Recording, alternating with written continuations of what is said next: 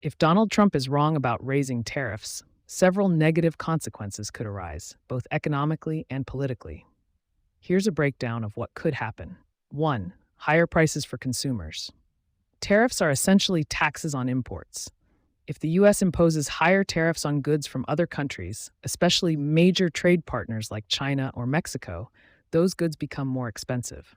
American consumers end up paying more for everyday items, electronics, clothing, cars, etc. 2. Retaliation from other countries.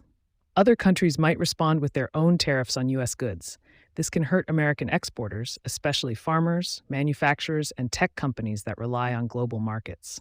3. Disruption of supply chains. Modern manufacturing often depends on international supply chains. Tariffs can raise costs for American businesses that import parts and raw materials, making them less competitive globally. 4. Slower economic growth.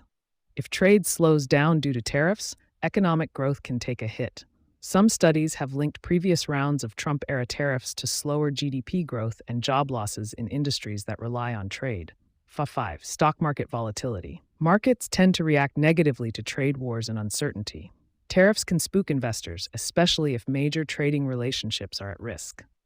6. Hurt alliances. Aggressive trade policies can strain relations with allies, making cooperation on other issues, like security or climate change, more difficult. That said, Trump and others argue that tariffs can protect domestic industries, reduce reliance on foreign manufacturing, and be used as leverage in trade negotiations. The effectiveness of tariffs depends heavily on how they're used and the context. So whether he's wrong depends on how the outcomes align with the goals.